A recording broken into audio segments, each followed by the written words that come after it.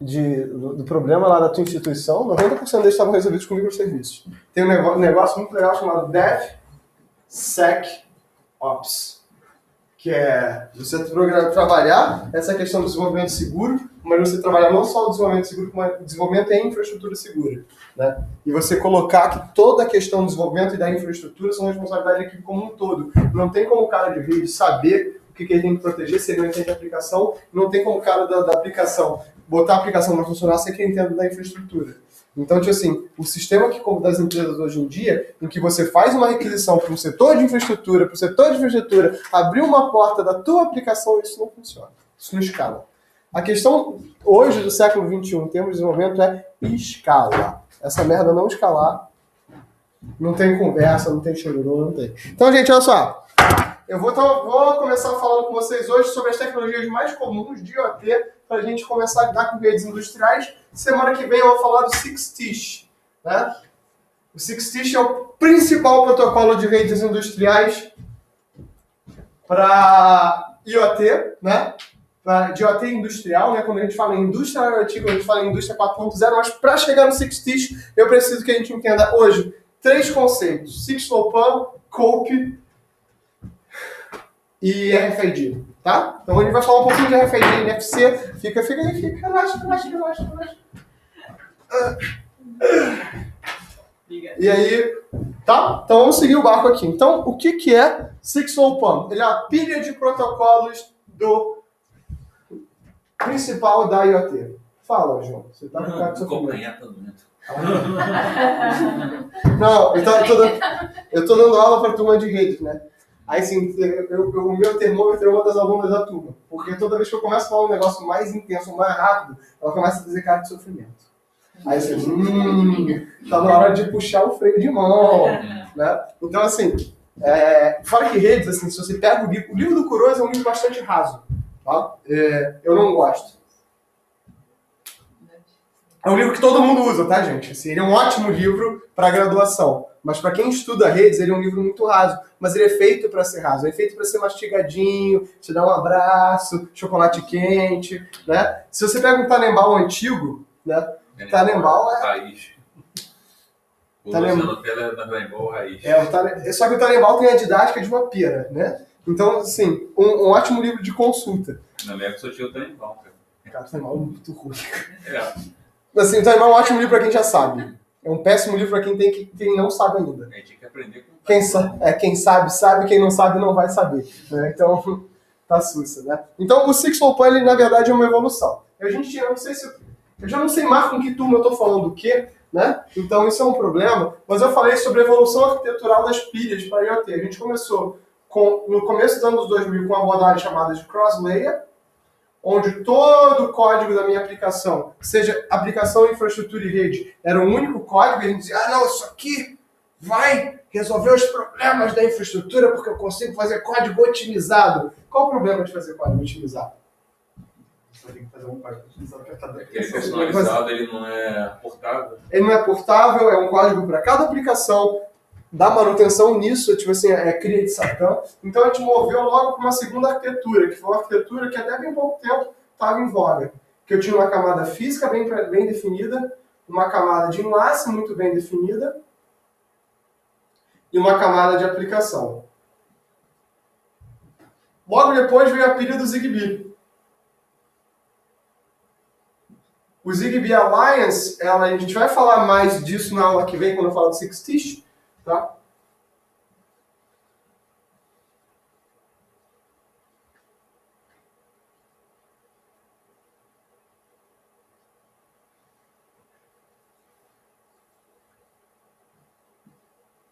A última eu não vou fazer porque tem no slide, é mais bonito. Então, assim, aí quando a segunda pilha foi a pilha que eu desassociei a infraestrutura de comunicação, né? Ou seja, camadas físicas e camadas de enlace. Quando eu falo de camada de enlace, estou falando de camada MAC, né? Lembrando, a camada de enlace é tradicionalmente... Eita, enlace, né? Enlace. Enlace é dividida em 2 subcamadas. A camada MAC e a LLC. Mas isso é quando a gente fala em isoose, né? Na camada... No TCP/IP, né? A camada física mais essa subcamada MAC é o que... Ou é o que no TCP/IP, na pilha TCP/IP tradicional, a gente chama de camada física. Ou o que a gente chama de responsabilidade do I3E. Cláudio, mas pô, no livro do Kurose, tá vendo, cara, de sofrimento? Fez careta. Eu sempre faço. Fez careta. Complicado, cara. Assim.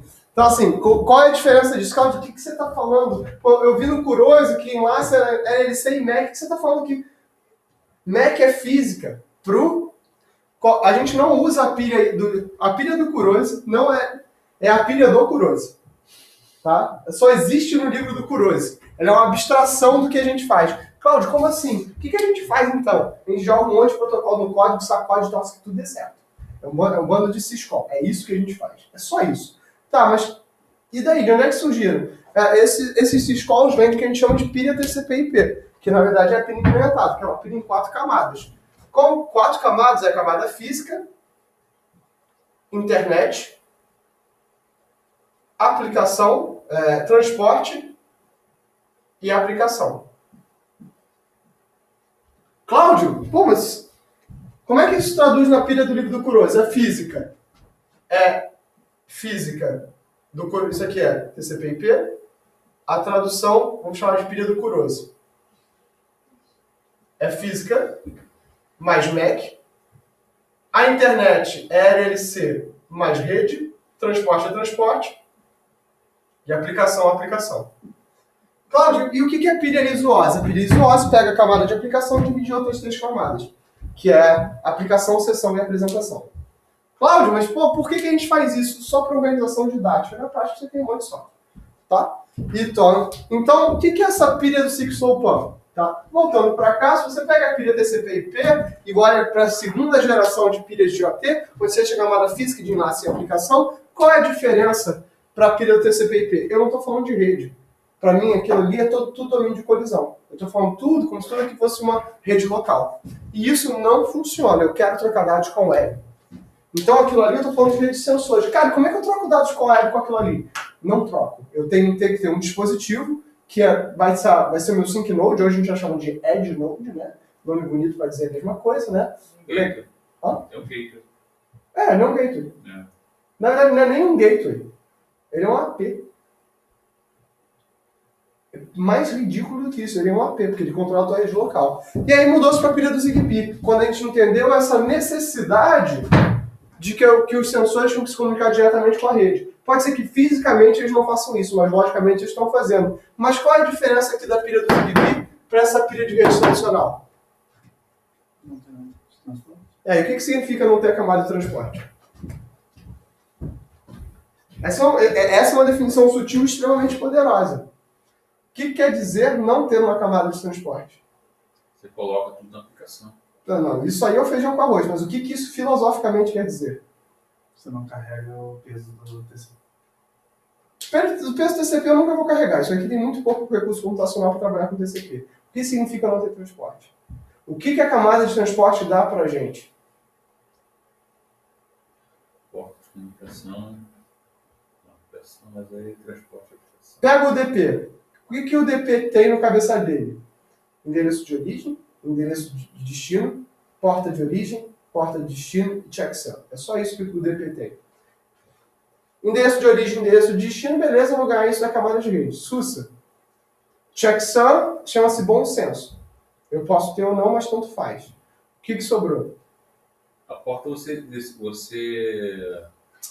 diferencia as aplicações pela porta. Eu diferencio as aplicações pela porta. E quando eu não tenho a camada de transporte, estou dizendo que eu vou ter que diferenciar as aplicações pela semântica, pela sintaxe da minha aplicação. O que isso quer dizer na prática? Quer dizer na prática que eu estou esperando que essa rede seja single application. Só tem uma aplicação rodando na rede. Se a minha rede é de coleta de temperatura, minha rede coleta temperatura. Se minha rede é do sistema elétrico, minha rede é do sistema elétrico. Essa rede não compartilha dados. E aí a gente faz assim, gente, isso aqui não faz sentido. Aí surge a pilha do Six-Low-Pan. Tá? E o que essa pilha do Six-Low-Pan diz? É o seguinte, ela é uma RFC, está definindo essas duas RFCs aqui, né? 41, 194944, são 2 drafts também, draft ETF 6LowPan HC e o 6LowPan RPL, que são os protocolos, né? Ou seja, o I3E definindo a pilha, o ETF Internet Engineering Task Force definindo os protocolos. Ela é uma adaptação do IPv6 para trabalhar em Low Power Wireless Area Networks, ou seja, para trabalhar com coisas com baixos recursos computacionais. Então, olha só a diferença aqui. Tenho uma camada física do 802.15.4, a gente vai falar mais sobre ele. Vai ter a camada MAC do 802.15.4. Eu vou estar trabalhando aqui com o IPv6 com LowPan, que é o que a gente vai discutir. E o que é o IPv6 com LowPan? É o IPv6 que trafega em cima de RPL. O DP, porque eu não vou falar TCP, o ISMP não tem como fugir dele por causa do IPv6. E camadas de aplicação. E qual é a diferença fundamental entre o IPv6 e o IPv4? Eu não falo em broadcast. Não tem broadcast do IPv6. Tudo que eu tenho em IPv6 é multicast. Claro, mas isso não faz sentido. Como é que eu tenho broadcast? O que é broadcast? É um grupo que todo mundo está presente. Então, tudo que eu falo em IPv6 é multicast. Só que quando eu falo em rede, quando eu falo em conteúdo, quando eu falo em orientar a minha rede a conteúdo, então meu broadcast passa a ser interesse da minha aplicação. O meu cache passa a ser endereçado pela aplicação. Então, tem menos interesse, eu posso usar uma pilha aqui do DP. Ou seja, eu estou falando aqui, eu tenho várias aplicações, a minha aplicação fica lá em cima. Então, eu passo de todas essas abstrações, a pilha 6LowPan é uma pilha que é compliant com o que a gente entende hoje como internet. E como é que a arquitetura do 6LowPan? Aí nota que é o seguinte, eu tenho os meus nós aqui dentro, e aqui eu vou ter um edge router. O que é um edge router? Ele é um gateway para fora. Ele é basicamente um gateway, mas agora é um gateway IP. Eu não estou falando em camada de enlace. E esse cara aqui, né? Então eu vou ter aqui uma LowPan. Quando a LowPan não está junto com o resto da rede, eu vou chamar ela de uma LowPan ad hoc, que é bem isso aqui. E aqui eu vou ter uma Extended LowPan, eu vou poder trocar isso aqui. Então isso aqui é o cenário de cidade inteligente, a sua fábrica é isso aqui. Onde eu vou poder sair ou para um servidor local ou para um roteador. Isso aqui é o cenário que a gente imagina que seja uma cidade inteligente, uma rede trafegando. Cláudio, isso não é bom. Por que isso não é bom? Quer dizer, isso é ótimo, mas isso é péssimo ao mesmo tempo. Por quê? Inventem uma resposta. Chutem. Falem coisas loucas. Que a internet deu trabalho com o IPv4? Não. Se você for no teu roteador do Vivo e do Claro, hoje é tudo IPv6. Porque você está sobrecarregando aqueles dois que podem ser básico computacional, os que estão entre os comunicando com duas. Sim, mas isso aí você pode trocar isso pelo sistema de distribuição e eliminar esses caras. Isso é SUS, não tem problema não.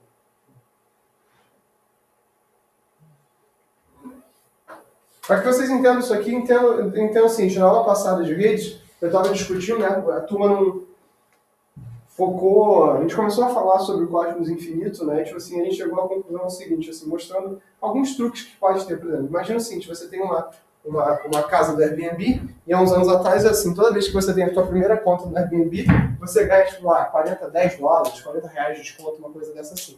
Então imagina o seguinte, a Lilian Mariana, a Lilian tem uma casa e a Mariana é amiga da Lilian, tá? Aí a Mariana cria, por um acaso, 150 e-mails diferentes. Aí, tipo assim, como é que funciona o Airbnb? Você sempre tem que pagar alguma coisa, então é uma relação de porcentagem. Então, os 40 e poucos reais de desconto, eles são percentuais em relação, tipo, à compra. Então, assim, se a Lilian vai ter uma casa, assim, o desconto máximo é um percentual, então, de 80% do valor. Então, por exemplo, se a Lilian cobrasse 30 reais pela diária do quarto da casa, a Mariana tinha que pagar, ia ter o desconto de 30, mas ia ter que pagar 10 reais. Então, qual é o truque? 150 e-mails, 50 reais, para pegar os 40, te devolve 10. Esses 40 viram 20 para você e 20 para ela. Com 300 negócios, com 300 casas, 300 quartos, mas você tem um apartamento, você alugou todos os cômodos, inclusive a tua sala, faz as contas. Se tiver 2 apartamentos, isso é proporcional. Cláudio! Não peguei, não. Fica lá, que bom, fico feliz. Mas eu só posso fazer isso quando de vez em quando. Ah, quando você criar um e-mail. Mas é tão difícil criar um e-mail hoje em dia. Existem ferramentas de criação. Digamos que você é mais. Teu coraçãozinho tá peludo. Você quer fazer uma tretagem sólida. Você criou teu servidor de e-mail. No VPS. Pegou um domínio russo. Adoro domínios russos. Eles e os domínios coreanos são fora de qualquer legislação. Sério. Fez uma VPN para a Rússia. Não recomendo. Mas recomendo. Criou a VPS. Criou teu servidor de e-mail. Fez um script que faz anagramas, sei lá, de um dicionário qualquer, para criar e-mails dentro desse seu domínio russo. É um domínio russo. O teu e-mail é legítimo, o servidor é legítimo, porque existe um IP legítimo. Tudo legítimo. E você faz esse negócio. Há uns anos atrás, esse era um truque muito comum da Airbnb. A Airbnb começou a limitar e-mails por IP. Porque se eu estou pelo mesmo IP e eu tenho 150 e-mails, isso é um sinal de que talvez você esteja fazendo algo que não devia estar fazendo. Tá? Porque esse truque passou a ser recorrente.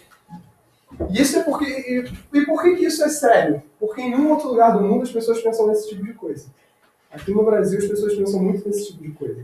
Nesse tipo de loop de regra. Isso é o motivo de que a gente tem vários melhores atacantes, mas vários dos melhores profissionais de segurança da informação do planeta. A gente pensa nessas coisas. Por exemplo, eu não sei quem comentou, acho que um aluno na aula passada falou assim, que na Noruega você compra o ticket do ônibus, sabe, no aplicativo ou num quiosque, só que ninguém verifica. E então, aí ele perguntou pro colega dele, tipo, na Noruega, assim, tá, e por que as pessoas compram o ticket então? Aí o cara virou assim, por que elas não comprariam? Isso é uma questão muito poderosa do que a gente tem que estar discutindo hoje, né? Porque esse tipo de coisa é o seguinte, o que quer dizer isso aqui? Isso quer dizer que isso aqui está tudo acessível externamente. Então você tem que ter todas as preocupações que você tinha de servidores tradicionais, agora com cada sensor na tua rede. Então, segurança passa a ser um problema. Se na rede industrial, quando você tem um acesso à rede industrial, acabou a brincadeira, a rede industrial, a rede Modbus, uma rede Field Bus, você não vê que as redes Modbus e Field Bus, elas são brincadeiras de criança. Uma vez que você entrou nelas, é como entrar com uma faca quente na manteiga. O problema é que ela está tão isolada que às vezes entrar nessa manteiga é complicado. Aqui não, isso aqui você está exposto. Só que ao mesmo tempo você tem todos os protocolos de defesa que são tradicionais a redes IPs. Por quê? Porque a gente trabalha muito bem. Então a gente vai falar sobre questões, sobre redes mais para frente, sobre redes DMZ, né? Redes de zonas desmilitarizadas. Tá? Então, qual é o problema que eu vou ter aqui? Olha, eu tenho um problema de integração com a internet devido aos meus MTUs, que vão ser diferentes, protocolos da camada de aplicação são muito devagar para aqui, interconectividade com IPv4, firewalls, NATs e IPv6. Esses são os problemas, isso aqui eu acabei de tirar do padrão. Então, olha só. O que é o meu Internet MAC aqui para mim? Do IPv6, quando o roteador IPv6 ele vai ter toda a pilha internet tradicional, o IPv6 ganha pra gente essa conectividade com o IPv4, que vocês viram isso no livro do Curioso, né? Pelo menos isso aquele maldito tal, né? Como é que você trabalha IPv6 com IPv4? Você encapsula IPv6 dentro do IPv4. Só que do ponto de vista, eu vou ter aqui o meu padrão de rede sem fio 802.15.4, o MAC 802.15.4, só que a responsabilidade da I3E, e um Low Pan Adaptation. Ou seja, o meu LLC é uma camada de adaptação. Então, o que é o LLC ou esse Low Pan Adaptation? Né? É aquele paranauê, né? Aquela palhaçada que vocês viram em Comp1. É um parser. Um roteador nada mais é do que um parserzinho de texto mongoloide. Só que tem que ser feito muito rápido. E qual é o truque aqui? Né? O router tem poder de fogo. Só que o teu sensor, quantos K de RAM tem um Arduino Uno? Chuta. Vamos lá, a gente usa na internet.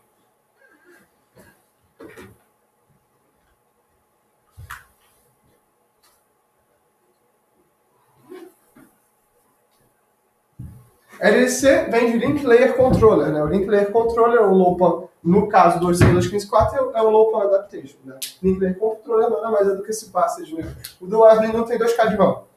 Ah, Cláudio, mas eu vi sensores muito mais caros. Eu sei, a questão não é o tamanho só da RAM, é a questão da escala do que você vai fazer. O sensor industrial vai ser muito mais poderoso, mas a gente espera que ele tenha muito mais operações dentro dele. Né? Então, eu tenho que fazer uma compressão eficiente de cabeçalhos, eu tenho que comprimir esses cabeçalhos do DP, ou seja, eu tenho que fragmentar os 1.280 bytes do MTU em 127 bytes de quadros 802.15.4, ou seja, daria aproximadamente 10 bytes se eu não fosse malandro, mas eu vou ser malandro. Como é que eu vou fazer isso? Eu vou pegar esse endereço PV4, que tinha 32 bits, para um endereço que tem 128 bits, e o que eu vou fazer? Comprimir zeros e trabalhar com diferenças de bits. Ou seja, os endereços são diffs em relação ao meu roteador. Ou seja, eu consigo transformar um endereço de 128 bits em endereço de 3 bits. Essa é a graça do IPv6. Como ele é extremamente hierárquico, ou seja, essa estrutura, como você trabalha a topologia de rede? Existem 2 tipos de dimensão de topologia de rede, né? A gente fala muito pouco isso no curso de rede Zoom, porque o curso de rede Zoom, ele não é um curso, o curso de rede Zoom, tipo, digamos que é só uma injeçãozinha, né? Mas existem topologias hierárquicas e hetererárquicas, né? O que é uma topologia hetererárquica? É a mais comum que vocês têm, são topologias ad hoc, ou o que a gente chama de peer-to-peer. Peer-to-peer a gente coloca na camada de aplicação no livro, mas peer-to-peer é uma abstração de topologia, né? Se vocês trabalharem no nível de sistemas distribuídos, o que é a internet? É um tipo de sistema distribuído chamado sistema distribuído de informação. Só que quando você chega em redes de sensores, ele é uma mistura de sistemas distribuídos de informação com sistemas distribuídos pervasivos. Então isso aqui se torna-se, né? Ou seja, a gente só fez carinho em vocês até agora. Mas isso aqui tudo gráfico, né? Então o que eu faço aqui? Na verdade, aqui eu estou montando uma árvore. E aí, se vocês estudaram, né? Isso é para quem fez computação, no caso só o João. Não, o João fez engenharia elétrica, né? Eletrônica. Também não estudou esse negócio. Então eu não vou falar nada do que eu ia falar nos próximos minutos. Deixa quieto. Na verdade, tudo isso aqui é inspirado no que a gente chama de árvore rubro-negra. É uma forma de estrutura de dados muito diferente que eu modifico a topologia em função de classes hierárquicas bem definidas. O que isso quer dizer? É o seguinte. Quer dizer o seguinte, que aqui, vocês veem essas manchas, é porque às vezes eu me esqueço que isso aqui é uma parede. E aí eu pego a caneta e rabisco. Então, deixa eu deixar a caneta aqui. Né? Aí fica manchado, é feio, né? As pessoas brigam comigo. Não quero mais brigar. Então, assim, como é que funciona a internet? Vocês lembram no capítulo...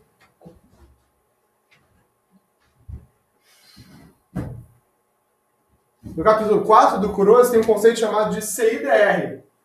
O que é o CIDR? Procure na internet. Vamos. O único que ainda tem uma desculpinha é o Edmar. Os outros todos aí estão devendo. Cresce, leizinho e tem no domain. Muito bom, porque isso prova que você sabe ler, mas o que isso quer dizer?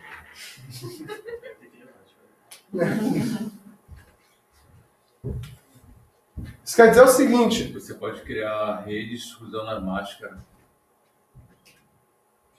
Criar várias redes dentro de uma... Isso é como a gente usa, não é o que é.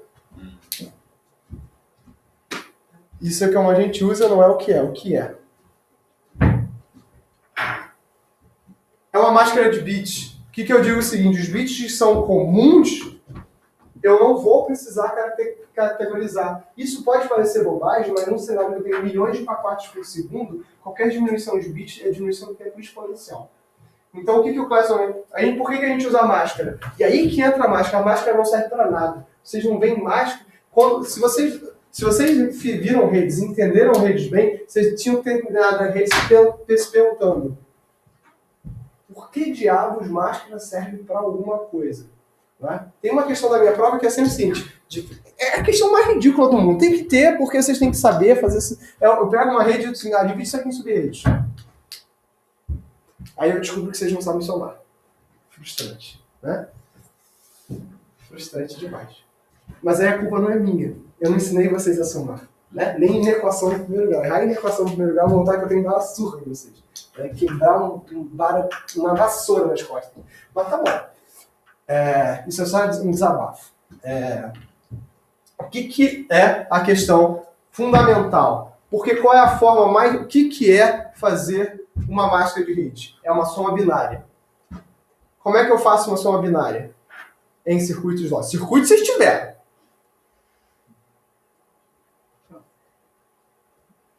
Um XOR. O que é um XOR? 0, 1 vira 1. Não. Em CL, o que diabos é um XOR? É um AND? Não. É um OR seguido do quê? Hã? Negação.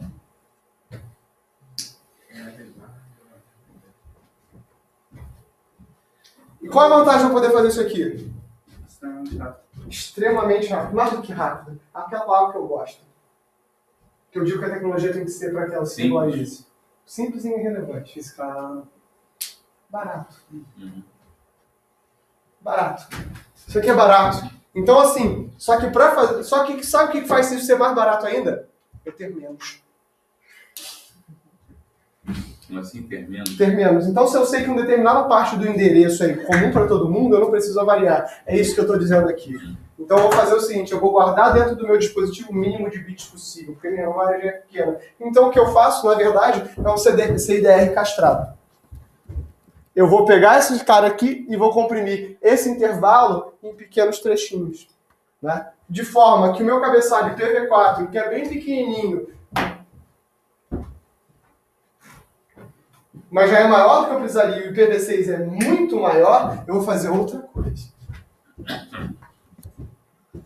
Eu vou pegar o cabeçalho, que foi definido nesse padrão 4944, vocês podem ir lá na página da RFC e baixar esse padrão, eu recomendo para vocês, ou pegar esse draft aqui, e esse draft eu também estou trabalhando, eu estou nesse grupo de trabalho, isso é muito legal, né?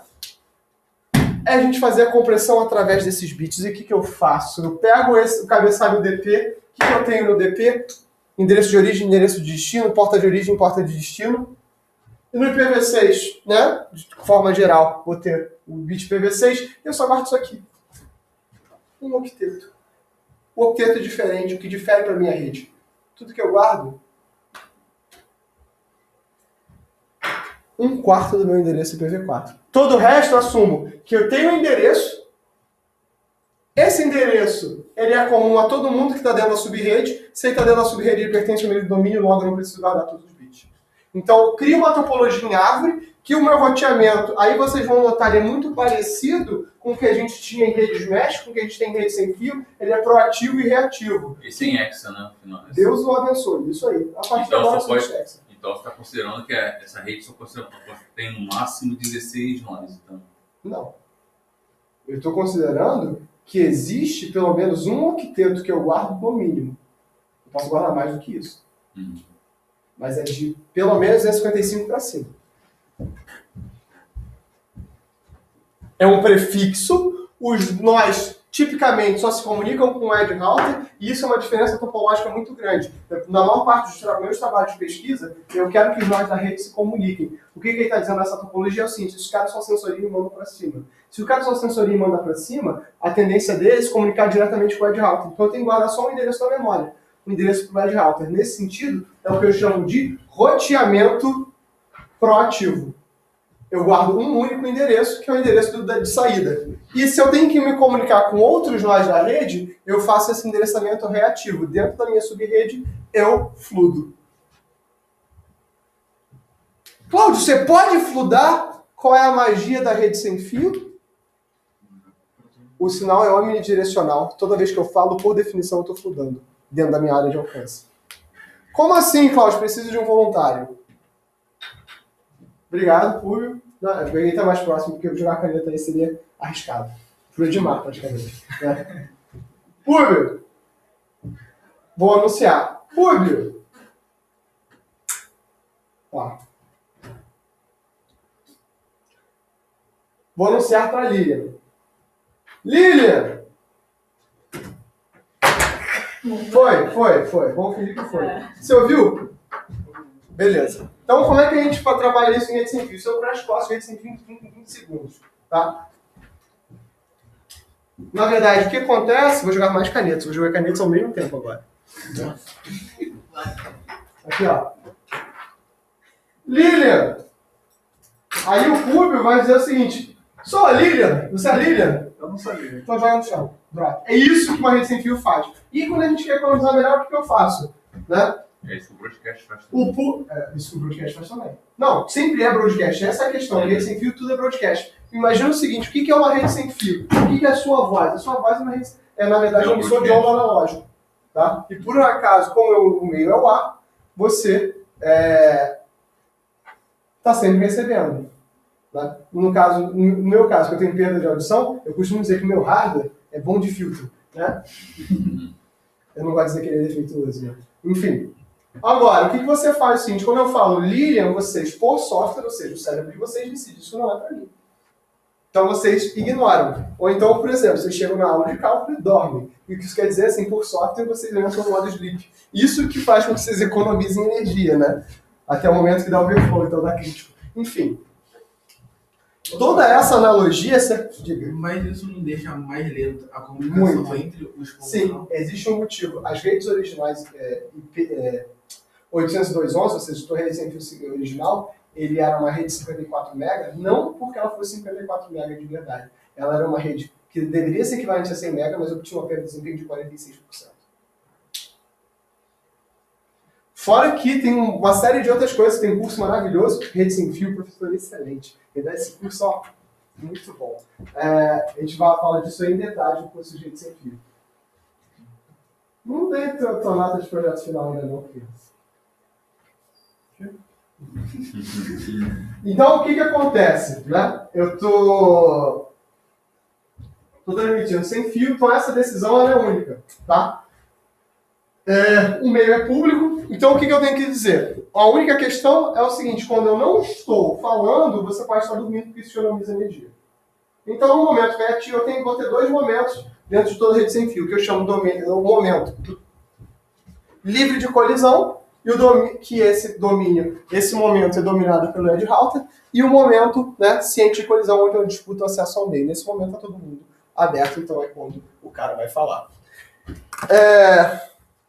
Eu vou imaginar contextos, esses contextos são os momentos que meus caras vão estar acordados. Por quê? Por que eu não falo em broadcast, eu só falo em multicast? Isso é o problema a questão do IP. Não é problema, né? Porque eu estou tão acostumado a falar em broadcast, que multicast para mim é um conceito. Se vocês forem ouvir meus vídeos no YouTube das antigas aulas de redes, eu sempre digo que multicast é o fracasso das redes IPv4. Né? É uma coisa que a gente nunca conseguiu fazer na internet. Aí quando saiu o padrão do IPv6, eu falei, esse negócio não funciona, porque o IPv6 não tem broadcast, ele só fala no multicast. A gente fala assim, não consigo fazer isso. Como é que a parte fundamental desse negócio é multicast, né, Jesus? E aí, na verdade, assim, a gente já... E aí o ser humano maroto como já mutreta o multicast do IPv6 há um tempo. Então, na verdade, o IPv6, eu vou, na verdade, sempre requerer no mínimo 2 PDUs, né? De 127 bytes, mas eu saio de 10 para 2. Só na compressão eu saio de 10 para 2. Ou seja, o que isso aqui eu tô dizendo? Que eu preciso fragmentar. Então, o fragmento já é uma verdade independente do que aconteça. Então, na verdade, o que eu tenho é a fragmentação do meu datagrama IPv6, lembrando do livro do Kurosa. Eu não sei se eu falei para essa turma ou para outra turma. Como é que é o nome da troca de dados da camada de aplicação? Mensagem. Na camada de transporte, qual é o nome que a gente dá? Segmento. Na camada IP é datagrama, na camada de rede é datagrama, por isso que a gente chama de rede de datagrama. Então no IPv6 eu tenho um datagrama, e esse datagrama é dividido em vários quadros na camada de enlace. E aí surge o RAW. O RAW é o cara que vai fazer o roteamento usando essa máscara CDR. É um algoritmo, né, de roteamento para aplicações em dispositivos embarcados. Então, nesse sentido, ele é muito mais poderoso. Ele é feito para automação industrial. Ele parte do pressuposto que redes industriais vão ser hierarquizadas. Não tem como fugir disso. O IPv6, o 6LoWPAN, parte do pressuposto da hierarquização. Hierarquização não é um problema. O problema é eu entender como esses endereços são feitos. E né? Automação residencial e ambientes urbanos, né? Eu queria entender o que é um ambiente urbano. É rua? É prédio? É casa? Como é que isso não está associado tanto à automação industrial e à automação das casas, né? Então, tudo tem que rodar em cima de IPv6. Então, a ideia do RAW é que eu tenho aqui, eu consiga ser um tradutor direto entre o IPv6 e o meu próprio nó. Então, olha a diferença mais marota sobre isso aqui. Eu tenho o host, que é simplesmente um nó IoT que fala a minha aplicação IPv6. Eu tenho dentro desse cara o router, ou seja, isso aqui chama-se clusterização. Eu clusterizo, eu formo grupos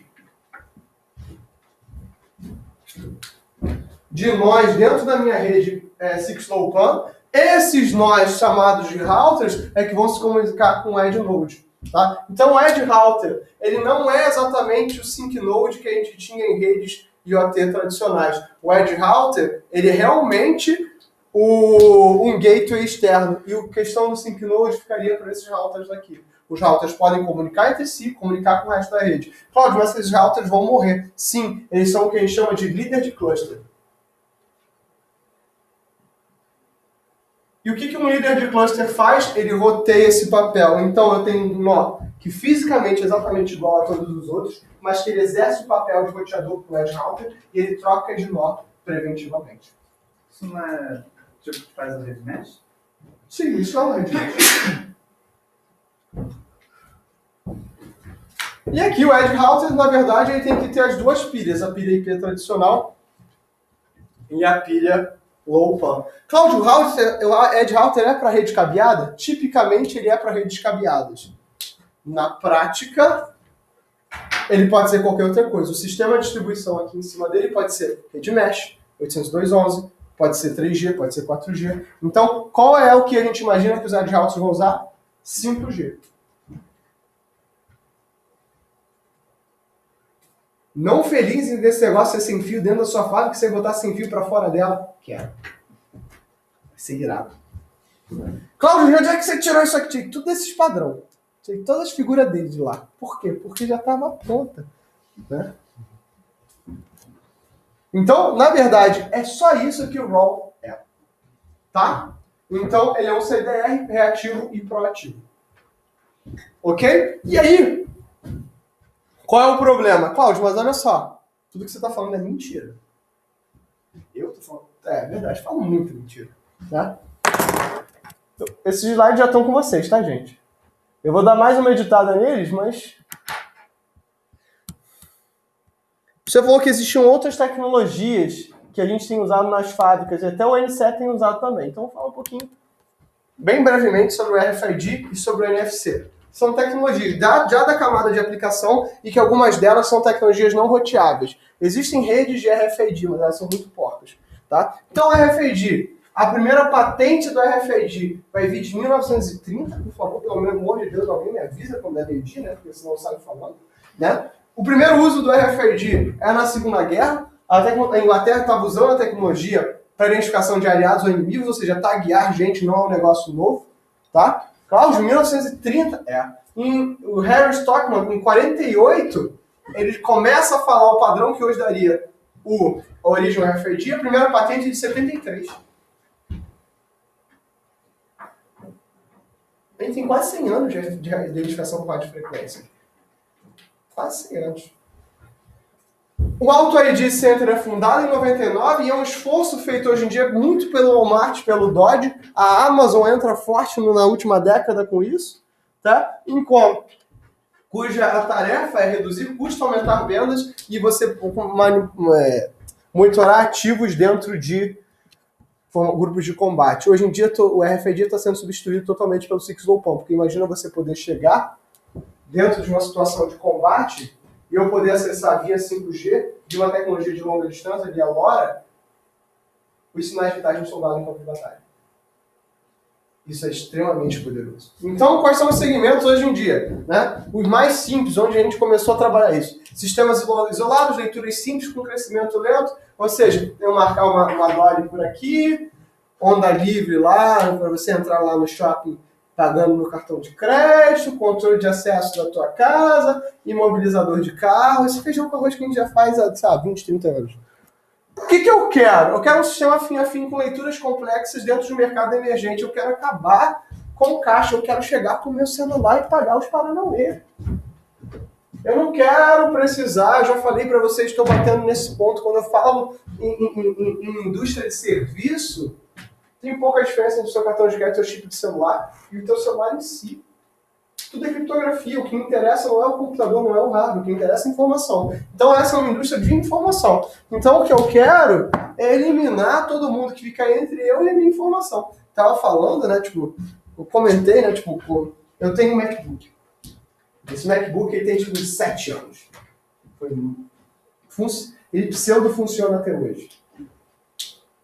Aí, mas a bateria dele já tá surradinha, ele já, tipo assim, o carregador dele já tá surradinho, 7 anos, foi usado pra tudo, escrevi tese de doutorado nele, isso quer dizer que eu bati nele, joguei, chorei em cima dele, são essas coisas que aluno de doutorado faz, né? Tá rindo, público? É. E aí...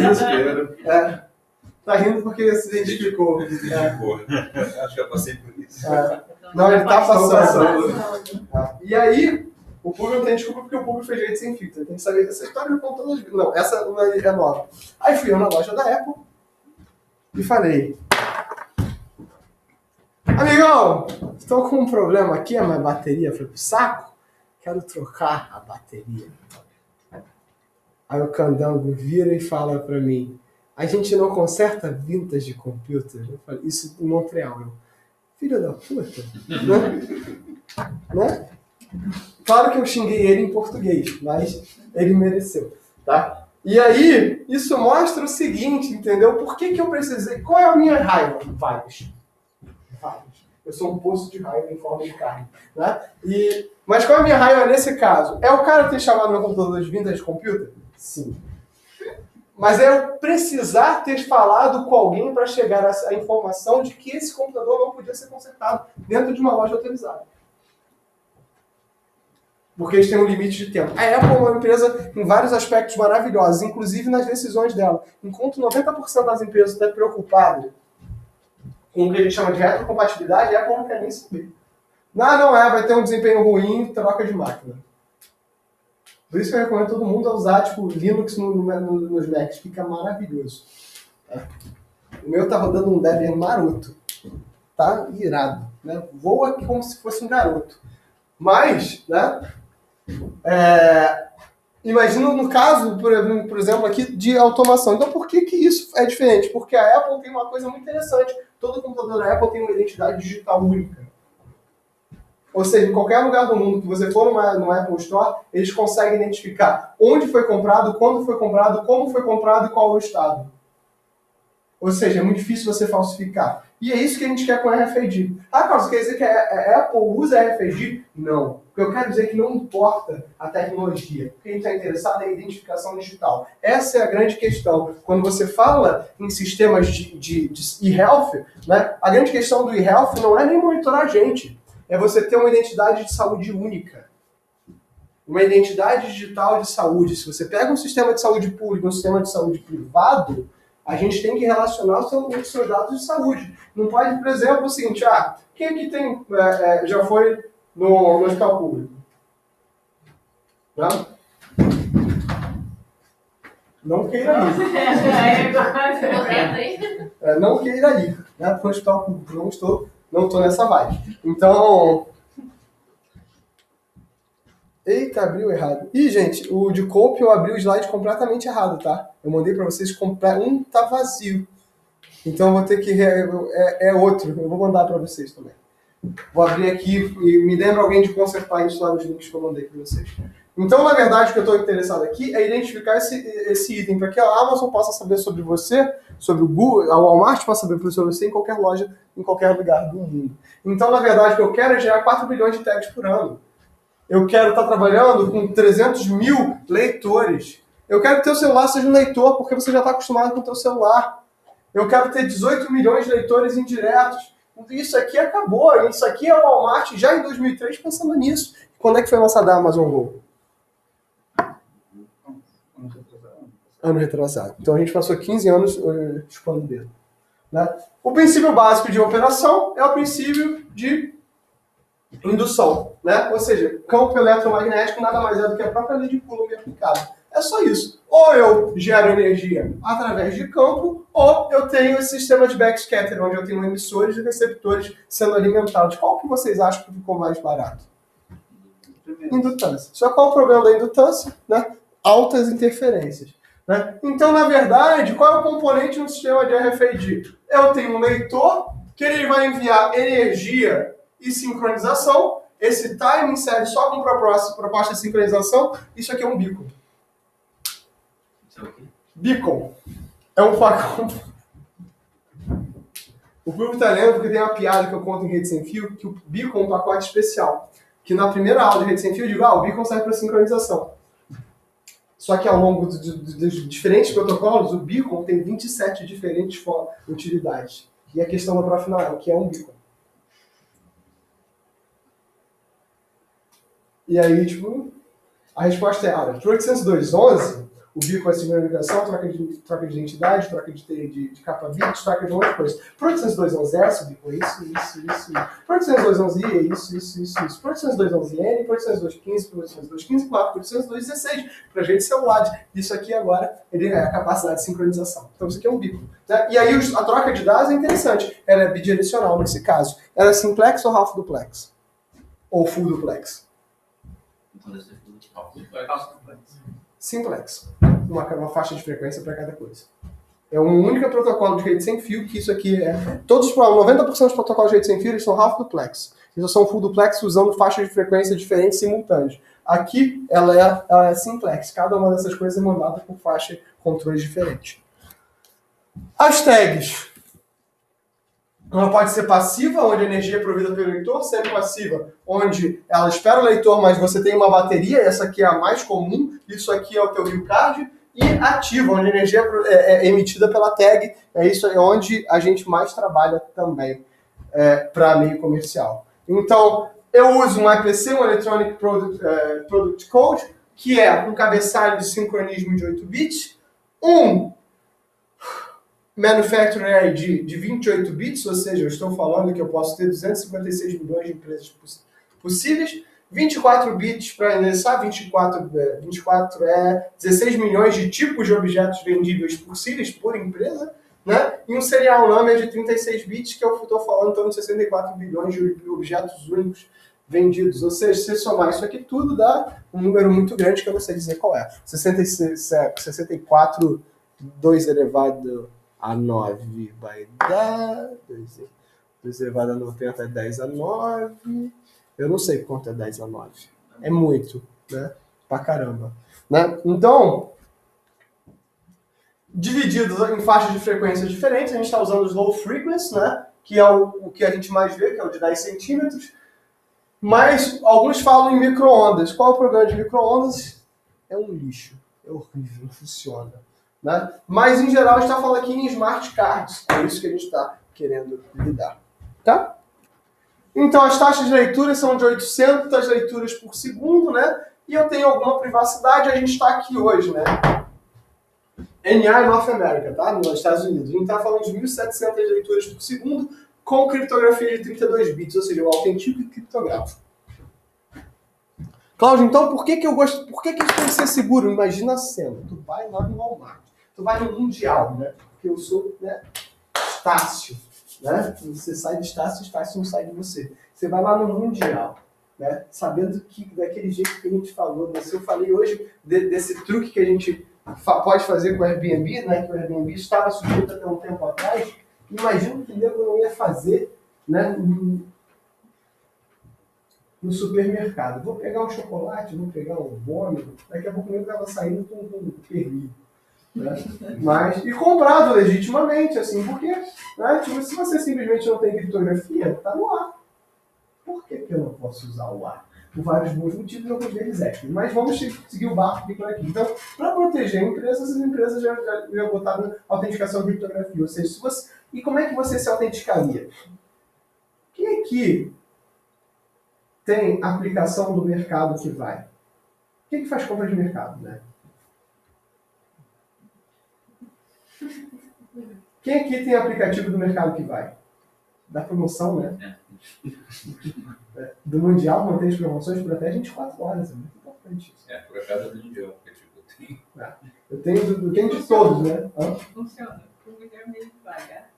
Funciona. Funciona porque eles dão esses pontos de 24 horas, né? Mas existe uma parte ainda artesanal da coisa, né? Não, por exemplo, se você... Hã? Tem uma fila especial.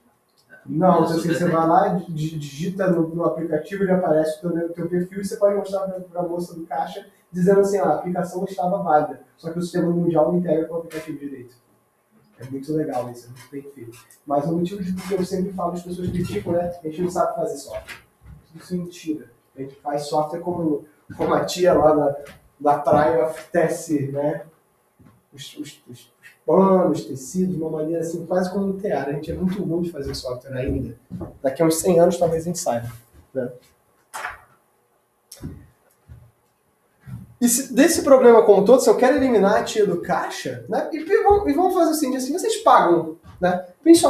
Aqui no Brasil isso é muito diferente do resto do mundo, então por isso que no resto do mundo a gente não entende porque as coisas não pegam. Vocês pagam mercado com dinheiro, normalmente, né? Eu pago em geral o mercado com cartão, né? Ou de débito ou de crédito, isso é dinheiro eletrônico. Então que diferença é isso? Por exemplo, olha só, o problema pega o caso do Uber Eats. O Uber Eats é tão safado que ele usa o mesmo cartão do Uber Eats para o cartão que você usa o Uber. Porque você tem uma identidade digital que associa o pagamento a um determinado tipo de cartão. Agora, por que o aplicativo não pode associar a sua identidade digital a uma determinada forma de pagamento que você chega lá através do celular ou de um QR Code e você simplesmente tem o débito automatizado dentro das coisas que você comprou?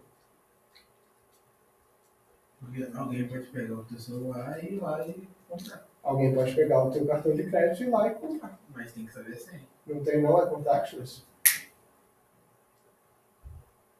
como é que é? Ele é contactless. Eles são os smart cards. Seus cartões de crédito agora são todos smart cards. Eles assumem que se está com você, a culpa é sua. E isso é muito bonito, porque eles não precisam mais se preocupar. Agora é sua culpa. Sinta-se feliz. Não, mas isso existe já. Isso Já aqui não. Aqui no Meu Brasil. cartão não é. Acho que até Não, já tem. tem algumas máquinas que leem aquele cartão de pasta só. A minha carteira é anti-RFID por causa disso. Ela tem bloqueadores de sinal. É contactless. Todos eles vão ser. O Nubank vende isso aqui. O Nubank vende isso aqui como ainda não. O Nubank vende isso aqui como um feature. E é um feature. Gente, se você chegar assim e fazer uma coisa aí, paguei, é ótimo, muito legal, cara, muito bacana. Completamente inútil, mas é muito O legal. problema é não vender o cartão ainda, né? Tinha que ser só o celular. O problema é não ter o cartão ainda. Ou que eu brigo, né? Brigo e brinco, né? A TIM ontem certificou o modelo deles de eSIM. O que é eSIM? É o teu celular não ter um slot de cartão. Isso é por sorte. O teu cartão de crédito ele é uma ilusão. Ele é tão útil quanto o teu Google Pay, quanto o teu Apple Pay. O que é o Apple Pay? É a Apple dizendo: eu posso fazer esse mesmo trabalho. Melhor. Eu já li com muito dado. Eu acho que é mais fácil você dar falta do celular, que o celular não tá com você do que o cartão. Eu tive esse problema outro Mas dia. na hora que você vai falar, Claro, mas o cartão, tu vai encostar lá, ele vai ter que autenticar de alguma forma. Como que é feita a autenticação? o que é isso? Não, vai. Entendi. Vocês nunca viram, não? O pessoal bate cartão assim e passa?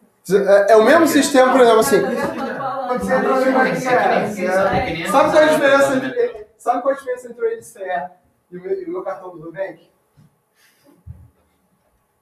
Jogando bem que tem que ter dinheiro. Não cai das Amanhã tá tudo certo. Uma licença, não verdade, tem. do caso só sai, né? Uma dos dois. Deixa quieto. E Mas tem nenhuma. Se o meu cartão da R7 tivesse associado à minha conta de funcionário público, isso aqui era um cartão de crédito. Eu nem posso falar muito não, porque vai que eu dou ideia pro Bolsonaro, né? Mas tem também o caso da Visa que agora com o Metrô Rio tá nessa parceria. Você pode usar o cartão de crédito para pagar. Gente, aquilo não faz sentido. Mas ia ser interessante, imagina se você tivesse. um cartão do banco que seja, assim, eu acho que tem um banco. Por enquanto ainda não. Tem um banco adotor. Não. Agora, imagina se você tivesse. É por que eu não só te contar aqui. Por quê? Nenhum banco adotor. Por que nenhum banco adotou? Porque aqui a legislação do consumidor diz que é responsabilidade do banco. Por que o Nubank adotou? Porque o Nubank não é banco. Olha como é que o mundo pode ser realmente muito sutil. Eu também Ele é uma instituição financeira, o que dá para ele uma série de liberdades que para você não fazem diferença nenhuma, mas para ele faz toda a diferença. Então, se roubarem seu cartão, a pessoa. Sim.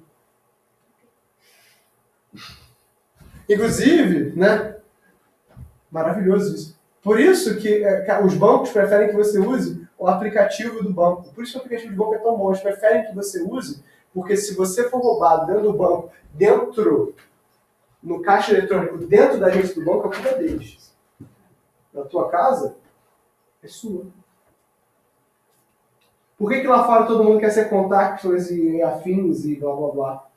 Porque lá fora a legislação diz o seguinte: a culpa é sua. O problema é se você que decidiu usar esse banco, como é que. Prova que você foi roubado. Prova que você não comprou. Aqui a culpa é do banco. Lá fora as pessoas preferem usar dinheiro. Um dos motivos é isso. E outro é porque a economia é muito estável. Então, se você sacou dinheiro hoje, o dinheiro continua sendo. Se você vai nos Estados Unidos, um computador vai valer. A inflação é tão baixa que o valor das coisas continua sendo assim. Demorou 80 anos para fazer diferença, entendeu? Na Inglaterra demorou 80 anos para fazer diferença. Mesmo que eu estou na tua vida, você quase não sente essa diferença. Então você pode sacar as coisas com dinheiro. No Japão é tão ridículo que eu já falei para vocês que as pessoas não usam cartão de crédito. Você chega numa loja de cartão de crédito, a menina precisa parar para pensar como usar cartão de crédito. Aqui a menina faz cartão de crédito quando faz malabar. Do jeito que ela já está acostumada. O nosso Uber não prefere. Uber, assim, é uma coisa super bizarra lá fora, né? Ele é muito popular, mas é bizarro porque você paga com cartão. As pessoas querem dar dinheiro. Agora eu acho que ele tá deixando também de... Não, aqui ele deixa porque muita gente aqui não tinha cartão porque não tinha crédito. Então, assim, tipo, se você tem um cartão, que é aquela única identificação para comprar qualquer coisa, e se roubarem teu cartão, o cara pode simplesmente O bom senso impera e o Nubank limita compras a R$50, mas se você faz 700 compras de R$50 seguidas, é complicado, né? Você poderia sim fazer uma identidade digital que associa ao teu crédito social. Imagina só que se você faz isso no crédito consignado. Uma identificação digital única é muito bom, até o momento que dá errado, tá? É por isso que a redundância existe. Enfim, já estão magoados? Já estão tristes? Já estão preocupados?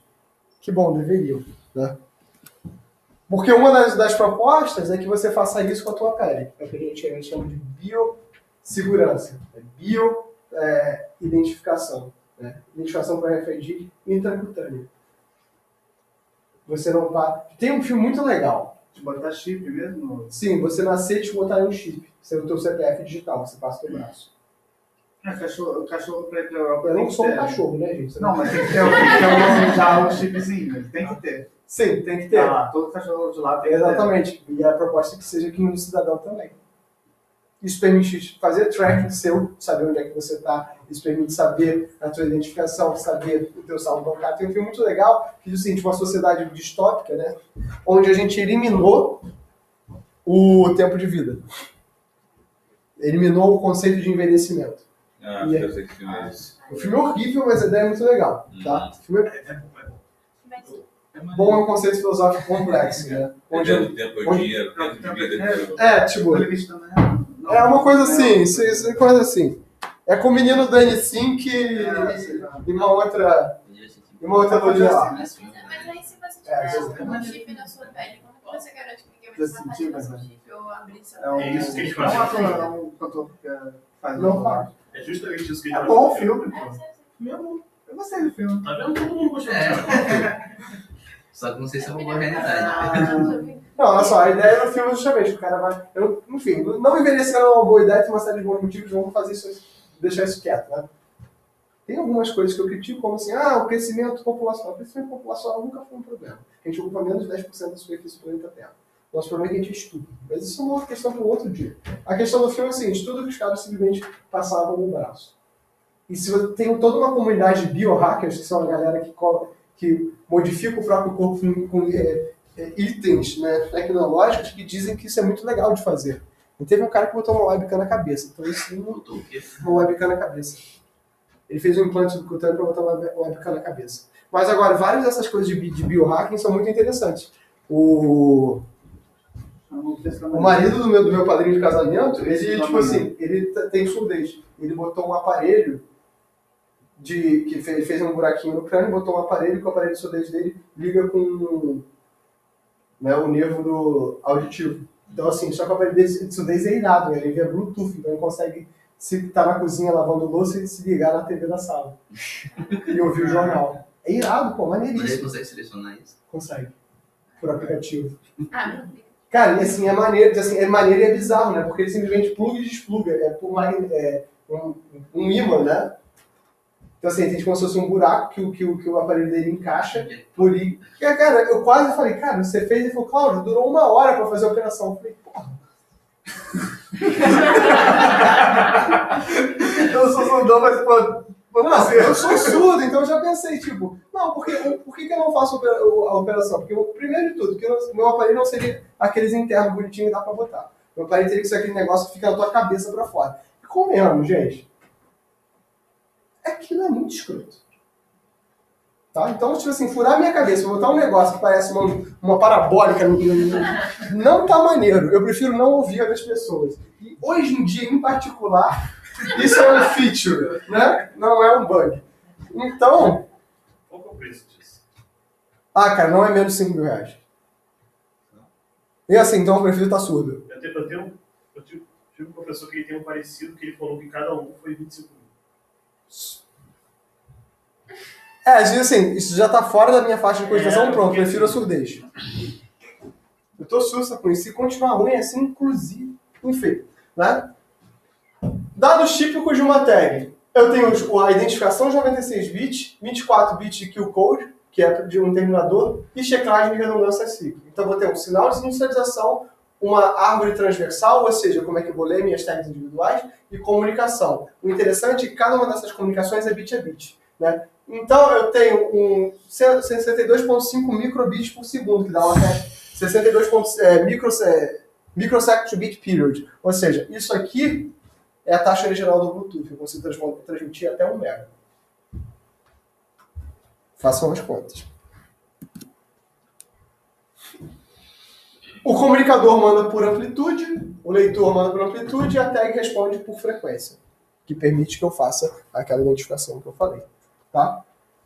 O processo ele é bit a bit, então eu tenho um power up, um período de power up, um período de master reset, ou seja, todo o protocolo da RFID é stateless. Eu não guardo nenhum estado dentro da minha tag. Por quê? Porque ela vai desligar, vou resetar a memória, como se eu inicializasse a máquina toda vez. Teve um filme há muito tempo atrás, tipo assim, os 50 primeiros encontros, um negócio assim, que é do Adam Sandler. Não recomendo também. Mas a ideia é que a mulher tinha sofrido um acidente, então ela voltava no mesmo dia, todo dia. Não, decora. Ô, gente, vocês estão de sacanagem. Esse é bom também. Esse é bom também. Vocês estão de sacanagem com a minha cara. Mas vamos lá. Primeira vez, né? Pô, era na época que os filmes do Adam Sandler eram uma coisa nova ainda. Tipo, Todo mundo gosta, né? Tá Na ótimo. verdade, não viu o filme, você deixou. A ideia é assim, que a tag, assim, as tags são a mesma coisa, elas esquecem todas as operações feitas. Esse bit transversal é a repetição dos dados da minha tag. Então, esses dados da minha tag são enviados constantemente. Tá? Bit a bit, onde cada um desses bits transversos eu vou ter o cabeçalho, o EPC, o CRC e o número de identificação. Então, a própria identificação da tag é o dado que eu quero transmitir. Cláudio, como assim? Se eu compro um produto, é esse produto que eu estou comprando. O preço não está nele? Não. Está no software. Então, essa camada aqui é extremamente, mais uma vez, um protocolo extremamente hierárquico. Ai, sofrimento. Só um instante, pessoal.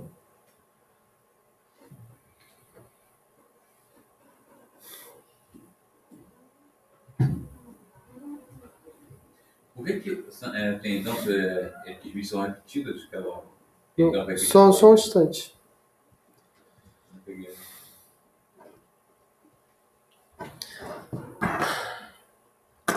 FRJ é sempre um prazer. Vamos lá, fala. Por que aqueles bits são sempre repetidos? O bit transverso é a identificação. Eu tento mandar a verificação diversas vezes para cada leitura. Então, o processo básico é isso aqui. Então, Cláudio, de tudo isso que você falou, isso aqui é a única coisa que importa. Todas as tags no alcance do leitor vão enviar seus identificadores. O leitor responde com 0 ou 1. É um ACK. Por que é um ACK de 0 ou 1? Porque eu só quero saber uma coisa uma vez. Então, eu não preciso de um ACK. Eu tenho um bit de ACK. Mandei. Recebido? Recebo 1. O que acontece se ela não recebeu? Não manda. Mas se ela recebeu e deu problema, ela me manda 0. Ou seja, lá no capítulo 3 do livro do Kuroso, na seção 4, quando eu falo sobre o NDT, quando eu falo dos primeiros protocolos da camada de controle, né, esse é um dos modelos, é o modelo de ACK e NACK. Ou seja, ACK com 1, NACK com 0. Por isso, porque o NACK ainda me dá uma outra coisa. Se eu não recebo de volta, é porque teve um problema. Se eu tive um problema com o CRC, foi o NACK que eu recebo. Então, isso é brilhante, é muito bom. Eu só gasto um bit para fazer isso. Entendam o seguinte, quando eu só troco um bit, o que eu estou dizendo é o seguinte. Veja como é que um bit pode ter um valor sintático simples, mas semanticamente representar um monte de coisas. Ou seja, eu não preciso de um hardware absurdo para fazer coisas complexas. Ou então, por isso que quando o nego fala de deep learning hoje em dia, eu quero cobrir gente de porrada. Porque o nego está falando assim, é claro que tem muita gente séria trabalhando com machine learning e deep learning.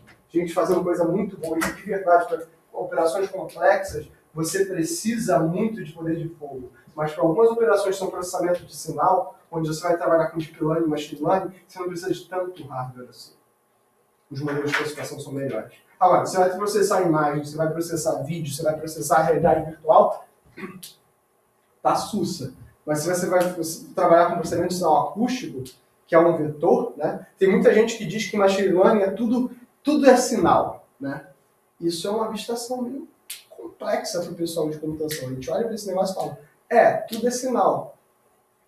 Se você não se importa com a semântica. Quando você se importa com a semântica, isso passa a ser muito importante. Isso aqui é um exemplo muito claro. A semântica disso aqui é complexa, mas a transmissão de sinal é simples. Ou seja, o base às vezes é simples, mas lá em cima vai dar treta, né? Então, se o bit tag é igual ao bit do leitor, ou seja, eu estou fazendo isso bit a bit, né? Então, como eu estou lendo bit a bit, eu estou o tempo todo dizendo o seguinte, né? 1, 0, 0. 1, 1. Pronto, enquanto isso está fazendo 1, 0, deu problema. Eu já parei a transmissão, tem que voltar para o bit transverso.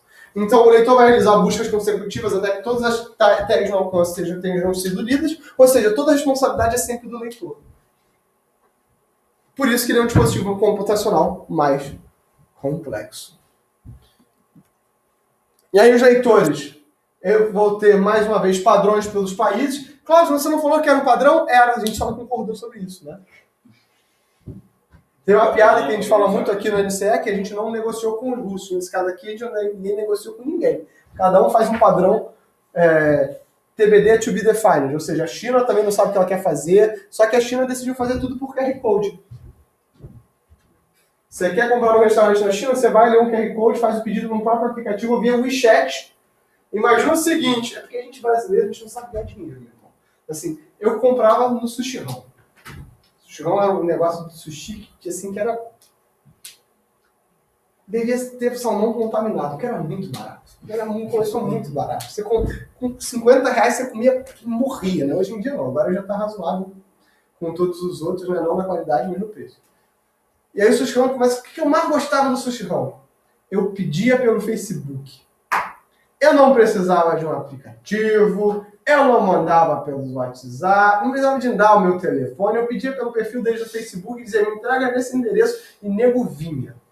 Aí ficou famoso, né? Isso não escala, é óbvio que isso não escala. Porque não escala porque a gente não sabe fazer chatbot. Mas isso não vem no conceito da aula de hoje. E qual é o problema disso? O que é legal disso? Numa mesma aplicação eu fiz tudo. A China fez isso com o WeChat. O WeChat é maravilhoso. Ele é podre, mas é maravilhoso, né? Porque ele consegue fazer qualquer coisa via WeChat. Transferência de dinheiro, compra... Por que a gente não tem o WeChat brasileiro? A gente é trouxa. Ah, porque eu teria construído o WeChat em cima do WhatsApp. Gente, tem 200 milhões de pessoas nessa bodega desse país. O que você mais tem aqui é mercado consumidor. Por que a gente não está ganhando dinheiro? Me diz, pô. Tem um pessoal que é melhor também. Segurança. Esse é um dos principais motivos também. Né?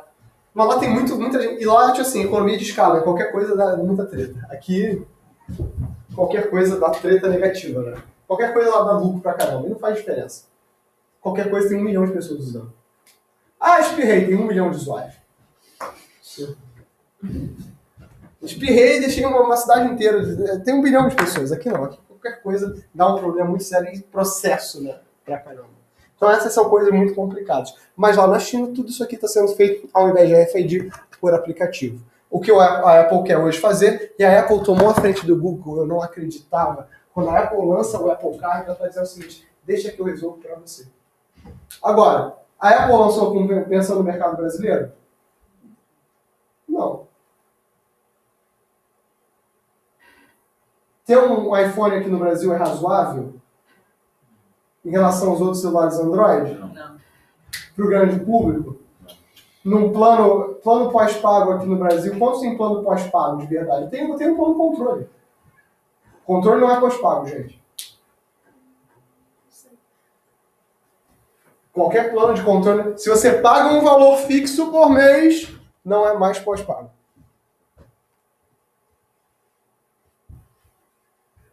Se o teu plano é cortado no final que acabou a tua franquia, teu plano não é pós-pago.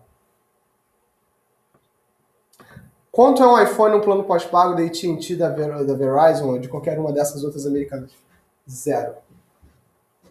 A operadora não quer nem saber, ela te dá um celular. Não sei que seja tipo o último celular que aí você vai pagar tipo $100. O negócio assim ridículo. Então, esse tipo de diferença que tem. Então, o Apple Card é feito no mercado americano, né? E o mercado canadense também. No europeu nem tanto. Os europeus já não usam mais tanto o iPhone. Então, assim, mas se você vai na América do Norte, de forma geral, eu falo América do Norte, quero dizer Estados Unidos e Canadá, né? Porque pro resto da América do Norte, o México é a América, sei lá, Central, que é uma palavra bizarra de pensar, né? Mas a galera usa iPhone. Então, assim, é uma outra linha de pensamento. E, mais uma vez, a tecnologia tem que estar extremamente focada no pensamento de onde você está. Então, o leitor tem que energia. Qual o desafio que a gente tem hoje? O leitor tem que entregar energia suficiente para carregar a tag. Eu tenho que discriminar entre o backscatter e as outras frequências, ou seja, interferência, que é muita treta, muito problemático.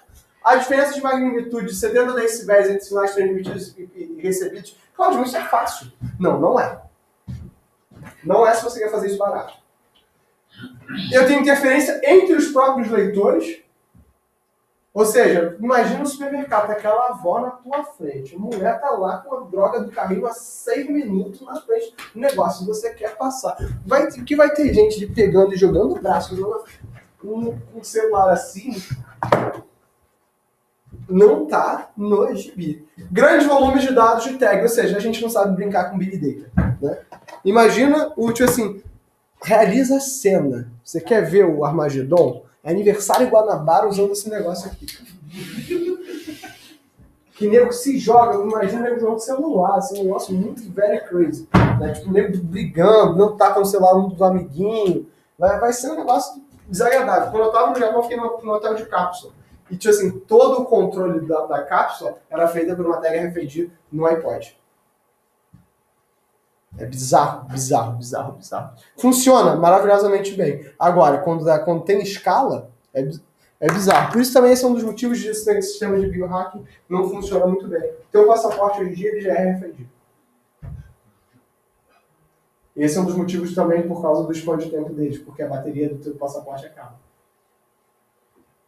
Bizarro, né? Agora, o Richard Stallman, né? Aquele traidor safado, que ontem estava na Microsoft. Cláudio, mas não seja tão radical, sou assim, safado. Né? Me traiu. Ele dizia o seguinte, ele não ia para países onde você tinha esse tipo de identificação. Agora, a Delta, por exemplo, já vai começar um sistema de identificação por face. O Banco do Brasil já permite que você saque dinheiro só com a sua digital. Se não me engano, acho que o Santander está tão permitido. O Bradesco é péssimo deles. O deles é horrível. Nossa, que raiva. Santander é um lixo. Nossa, eu acho que o Banco do Brasil não gosta. O Banco do Brasil é impressionante e tal. Santander é lixo. Eles são do Brasil. Inclusive é o seguinte, né? Tipo assim, aí a pergunta que eu faço assim, você pode fazer isso pelo tua digital, você já nasceu com a tua digital, por que a gente não está usando só a digital? Porque aí a gente nasceu sem digital. E aí entra as exceções. Exceção informática é uma coisa maravilhosa. E aí entra toda a discussão social de por que você não pode segregar pessoas pela tecnologia. As pessoas, Cláudio, você não pode segregar pessoas pela tecnologia, você não deveria. Né? Mas você não segrega? Algo de podre no reino da Dinamarca. Então deixa eu só abrir o último slide da aula de hoje. Cláudio, mas é muita coisa que você está falando na aula de hoje. É, sim. Pô, mas isso é muito ruim, eu estou muito confuso. Que bom que você tem o acesso ao vídeo no YouTube para você acessar. Cláudio, se eu continuar com dúvidas, você me pergunta. Pode parecer incrível, mas o governo federal me paga para esse tipo de coisa. Eu também me surpreendo várias vezes com isso.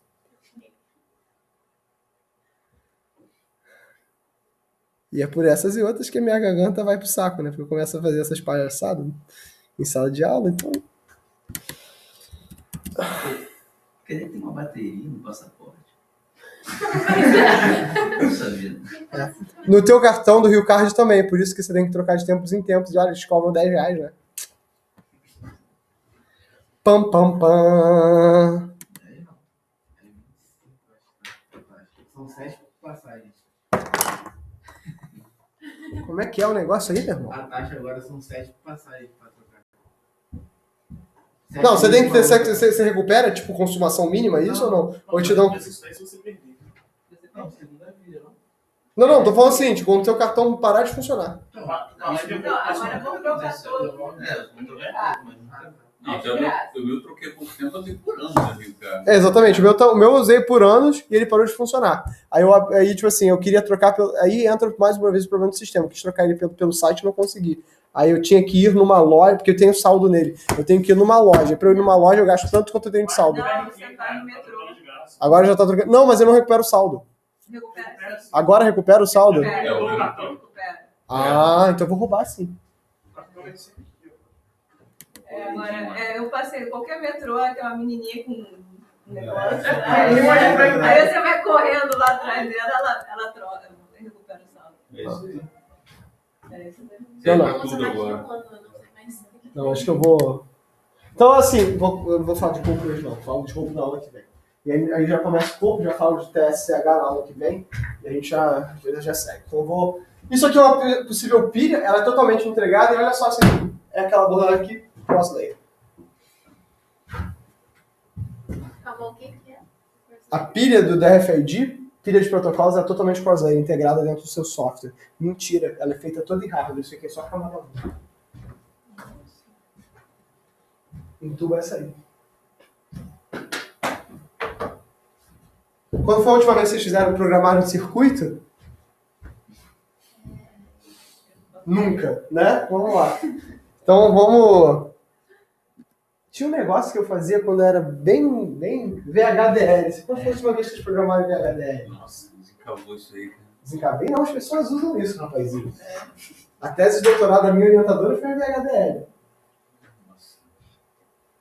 Muitos anos que mexendo. Olha só, minha orientadora teve um doutorado, acho que de 96, cara. Não faz tempo. 25 anos. A minha orientadora, ela era foda. Aquela ali, Tava de parabéns. Uma vez, assim, né, pra você ver como é que aluno é um bicho, né, tipo, arrogante. Mas, assim, eu cheguei para a minha orientadora, eu sabia tudo, né? Era foda demais. Nossa. Aí, então, eu e outro maluco também, que era foda demais. O cara realmente era brilhante. E a gente tava batendo a cabeça com a Assembly. Assembly, né? A Assembly era um montador. Como foi que foi esse programa em Assembly, Lívia? Mas eu gosto também. Mas aquela manha, né? Eu já perdi a manha, né? Ah, Não sei. nem sei mais. A mulher olhou, a gente tá lá, a gente fazia um programa de ofuscação de código em Assembly. Vou botar essa instrução, mexer aqui. Tava dando errado. Tomou 2 horas, dor cabeça lá, né? Tipo assim, já tava lá supletivo, e não vai. A mulher bateu o olho assim, olha, é o registrador. Vocês estão jogando o valor para pilha de registrador errado. Ela bateu o olho, parecia que tinha feito pacto com Satanás, um negócio que bizarro. A gente mudou o registrador, tudo funcionou. Eu falei, filha da puta, que burra. Né? Assim, vai. Aí você vê, né, tipo assim, como é que a experiência faz uma brutal diferença, né? Tipo, gente, assim, e aí, né, foi o primeiro caminho. Aí o meu doutorado começou a ir pro caminho certo, foi o caminho da humildade, né? Que você fala, só sei que não sei nada. Hoje em dia eu tenho certeza absoluta que eu sou uma mula, né? Mas demorei anos para chegar a essa conclusão. E aí surge, né, falando em mulas, surge o NFC. Se vocês acharam o RFID ruim, o NFC é muito pior. Vamos lá. O NFC, na verdade, é aqui a comunicação sem fio de curta distância. Então, ele é uma variação do RFID de curta distância, que é onde eu quero escolher o dispositivo. Então, tem essas fotinhas todas bonitas no white paper, né? De pessoas segurando as mãos, dando um abraço. Onde, na verdade, o que quer dizer é o seguinte, você vai passar o celular e vai dar certo. Né? Ele é baseado no RFID de 13,56 MHz, com a distância típica de 10 centímetros. Ele é compatível, ou seja, você consegue reaproveitar o hardware do RFID para isso, e com taxa de 424 kbps por segundo, disponível em celulares da Samsung da linha S desde o Galaxy S3. A grande crítica da Apple é que a Apple nunca usou RFID. Não usava NFC até recentemente. Né? Ele requer a iniciação intuitiva de rede sem fio, funciona em ambientes com interferência. Por quê? Porque reduz isso pela distância. Não requer visado, não importa, o meu raio é curto. Né? E o método de conexão é simples, provendo um método de comunicação para dispositivo sem alimentação própria. Ou seja, ele quer usar acoplamento indutivo, mas não faz diferença. Você está usando o seu celular, você tem uma bateria enorme. Vocês querem ver uma coisa interessante? Né? Você regula de idade, então você eu posso usar. Né? Isso aqui está novinho. Você também regula de idade. Vocês lembram daqueles celulares assim, maravilhosos, que só serviam para ligar, ou seja, eles não usavam para nada, e a bateria durava 6 anos? Não durava 6 anos. Uma semana, vai. Uma semana, 7 dias, assim. Marulho. Eu me lembro, inclusive, de um amigo meu, começo do mestrado, eu estou falando, começo do meu mestrado, foi em 2008. Edmar, o que você está fazendo em 2008? Globinho, né? TV Globinho. Entendido. Né? Isso aí todo mundo estava fazendo. Não, você estava fazendo assim. Não, acho que aí já tinha acabado. Ó, 2000 já tinha acabado. Claro que não. Não, foi Tinha quando? acabado de ver. Eu vi. eu não sabia, eu estava fazendo mestrado. O cara fala assim, eu vi TV Globinho, né? Eu também estaria vendo TV Globinho. E depois eu conto uma história muito engraçada sobre isso, sobre TV Globinho e alguém fazendo mestrado e como isso, as duas coisas são incongruentes. Mas, enfim, né? Em 2008, esse meu amigo esqueceu o celular ali no Newton Fala, que é o anfiteatro aqui embaixo. Numa quinta-feira, e era um feriadão, a gente só ia voltar na terça. Ou era tipo carnaval, um negócio assim. Não, era uma coisa de quinta e pra terça ele ia. Era feriado na sexta e a gente ia voltar na segunda. Ele preocupado que tinha perdido o celular, ele tinha vindo da Paraíba, tipo assim, só tinha assim, tava duro, né? Veio ele e a esposa, os dois estavam fazendo mestrado, e os dois vinham de bolsa de mestrado no Rio de Janeiro, que tipo assim, cada centavo contava com um sofrimento. Eles estão bem, graças a Deus. Os dois são doutores, muito felizes, em universidades, pessoas maravilhosas, né? Não estão mais contando moeda, graças a bom Deus. Mas naquela época era duro e falou, cara, perdi o celular. Deu ruim, eu não tenho como comprar outro agora. Aí ele começa a ligar pelo celular, diz, não, liga do meu celular pra lá, tipo assim, a gente, né, na época esses burrofone, liga, e a gente começa a ouvir o Newton falar. Isso porque os tons eram péssimos também, né? E estava funcionando. Agora, essas baterias eram maravilhosas? Façam essa experiência. Pega um celular antigo, uma bateria antiga, liga no Arduino e começa a gastar com comunicação. Pega uma bateria de um celular novo, daqueles que ainda saem a bateria, né? Porque hoje em dia está tudo acoplado. Para quê? Porque quando estragar, ó. Cara, mas até quando antigamente, quando você tirava, tocar a bateria era tão caro que os caras tinham problema, né? Não, tudo bem, beleza. Mas você podia, você tinha uma escolha. Né? Você tinha uma escolha, era escolhido, né, gente? Olha só que legal. Hoje em dia, não. É colado, né? O celular é colado, né? É soldado, tudo integrado. A desculpa deles é para diminuir espaço, né? Pra eles É, conseguirem utilizar. tá pequenininho. Tá fino, né? Tá certo, né? Estão fazendo direito, né? Então a questão é a seguinte, não é que aquelas baterias que duravam muito eram maravilhosas, que o celular não fazia nada. É colado, o celular é colado. O celular não fazia nada. Mas não tanto trocar essa bateria. Exigia da bateria era um O pouco Tuxo da bateria. tentou.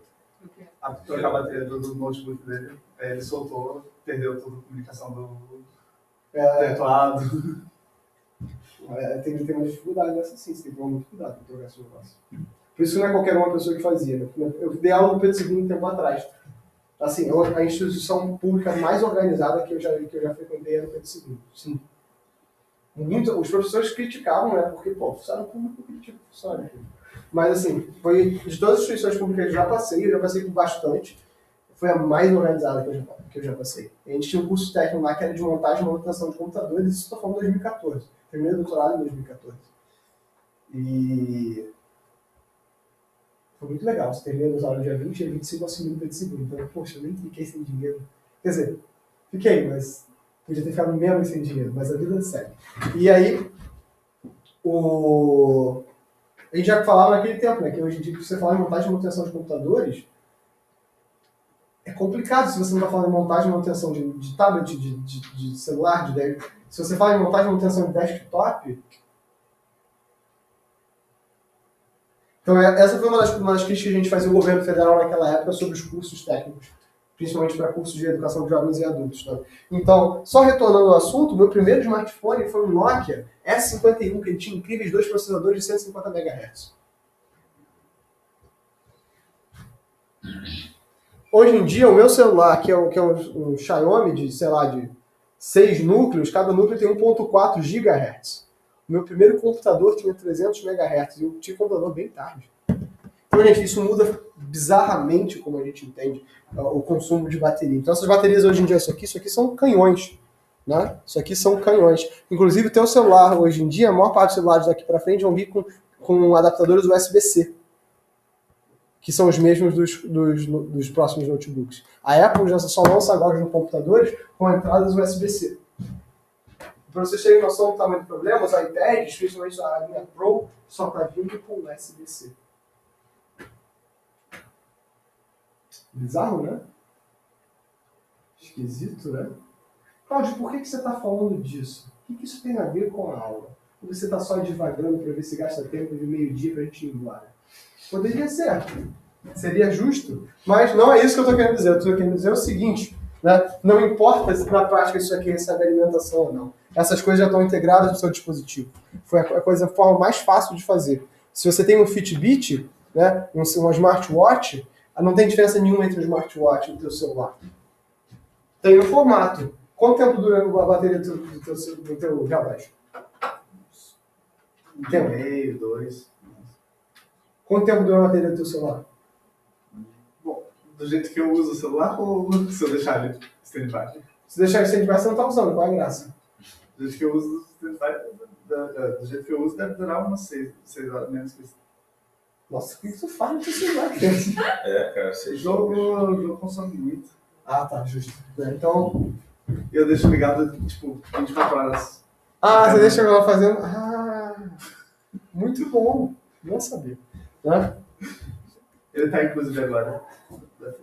Eu devia fazer isso. Então, as aplicações do NFC são as mesmas do RFID para curta distância. Então, a gente vai começar a preferir o RFID para o NFC em relação ao RFID para curta distância. Por quê? Porque ele é mais integrado.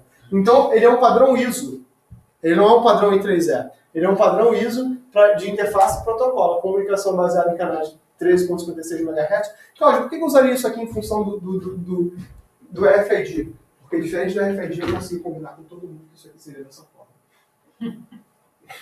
Se conseguir de fato padronizar. E garantir a retrocompatibilidade com o RFID. Eu vou ter gateways entre essas tecnologias, usando o padrão. Eu posso fazer isso, dispositivo de NFC para dispositivo NFC, leitor para dispositivo, cartão para leitor. Ou seja, eu consigo fazer tudo isso aqui, né? O protocolo do NFC é NFC IP, porque ele já pressupõe que eu tenho um gateway entre IP. E para isso que entra agora, que tem que entrar, que eu vou falar, isso é extremamente disruptivo. Eu não quero saber de IP, porque a minha rede industrial precisa de IP. Eu não quero saber de IP, porque a minha casa precisa de IP. Eu não quero saber de IP, porque você usa e-mail. Eu quero saber de IP, porque ele é uma camada de aglutinação. Eu consigo, com a mesma tecnologia, receber dados que vêm de um sensor, de um leitor de cartão, ou vem da opinião sua no Twitter. O IP não serve para nada que não seja como uma camada única de tradução. E é para isso que a gente usa IP. E mais do que isso, essa infraestrutura já tem aproximadamente 200 mil roteadores no núcleo da rede. Ela já está lá. E ela já funciona. E ela funciona bem. Funciona tão bem que a gente trocou toda a nossa tecnologia de serviço hoje. O mundo todo migrou já para isso. Quando eu era molecote, um dos cursos mais concorridos da UFRJ era Engenharia de Telecomunicações. O nome não era Engenharia de Telecomunicações, mas o curso era de Telecomunicações. Duvido que quando vocês tenham feito vestibular, ou seja lá o que vocês fizeram, né? Eu não sei mais o que é, eu me perdi no tempo de Enem, sei lá, e afins, vocês tinham tido curso de Engenharia de Telecom aqui na UFRJ. O fato de você não se lembrar, para mim, é um não prático.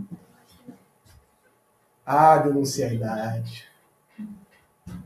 Na minha época Mas também na época não era nem também. Eu peguei o primeiro ano que a UFRJ precisou, né? Eu peguei o último que não. Eu peguei o primeiro que surgiu. Não é nada aqui. Vocês param com isso. Então agora a grande questão do NFC é eu poder mapear não só para o IP, mas para outras tecnologias de camada 2, como o GSM e Bluetooth. GSM e rede celular. O suporte e segurança fim a fim a gente já garante, a gente faz isso por aplicação, e a gente está fazendo agora o que a gente chama de Air-to-Wireless Interface, conectar o NFC a rede 802.3. Mas o grande lance agora vai ser conectar com o 5G. O 5G é o que a gente quer. Senhores, chega por hoje. Tá? O que eu vou mostrar na aula que vem? Eu vou adicionar a vocês o E3E TSCH e vou falar sobre o CoAP e o MQTT. E com isso eu espero fechar as tecnologias de IP para rede industriais. Cláudio, é muito. E aí depois eu vou decidir com a Aline se a gente vai ter uma provinha ou vai ser um trabalhinho. Mas a ideia é que seja para a primeira semana de outubro alguma dessas coisas. Né? Eu tinha pensado em fazer seminários. Mas seminários é uma ideia safada. Que eu faria se eu quisesse que vocês me explicassem coisas que eu gostaria de estudar. É útil, é legal. Mas meus alunos pediram que eu fosse mais duro nesse período. Eu também achei esquisitíssimo. Não seja por isso. Mas aí vocês podem pedir clemência para Lilian. Porque se vocês quiserem pedir clemência... Mas pediram para que eu seja duro esse período. Esse período, ó... Mas que estão fazendo assim? Não, claro que não. Óbvio que não. Não, exatamente. Os alunos pediram. Cláudio, você é muito bonzinho. Meu Deus do céu. Se você não cobrar, a gente não aprende. Não seja por isso. Eu posso machucar vocês até... Então, eu tô feliz, tô sussa, né? Inclusive, né, se vocês têm noção como eu tô ruim, eu tô dando LP agora. Vai ter prova e vai ter trabalho, só que o trabalho vai ser uma maratona de programação. Vou botar todo mundo ali na copa, vou espalhar uns notebooks, e eles vão ter que me entregar uma aplicação no final de 4 horas. Programar sob pressão. Vai ser legal, vai ser bacana. Né? Vamos viabilizar isso dependendo do que o meu chefe dizer. Certo, tá? Então, gente, então semana que vem a gente tem muita coisa para cobrir ainda. Eu vou trocar os slides de COPE e vou botar os slides de MQTT. Eu vou ver se a gente consegue até o final do mês também fazer umas aulas práticas sobre Arduino e sensores tradicionais, tá? Falando um pouquinho sobre MicroPython, mas tem muita coisa para cobrir ainda. Depois que eu faço isso aqui, a gente começa com Fieldbus, Modbus e Profibus, são os protocolos de rede de circuito virtual de redes industriais tradicionais, para a gente comparar e vocês terem alguma dessas perspectivas. Vou botar material de texto também lá na página, lá no Classroom. São mini cursos do SBRC. Cláudio, mas são mini cursos? São pelo menos uns 2 ou 3 para vocês verem. Isso deve dar por volta de mais 120 páginas, que eu imagino que vocês consigam ler em 2 ou 3 horas. Então, acho isso. Vocês passam esse tempo todo no ônibus, galera. Vocês passam esse tempo todo no ônibus, vocês podem ler lá no ônibus. Ai, Cláudio, eu fico enjoado no ônibus mesmo. Né?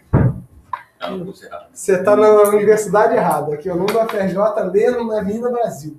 Tá? Em pé ainda, né? Em pé. De cabeça para separado.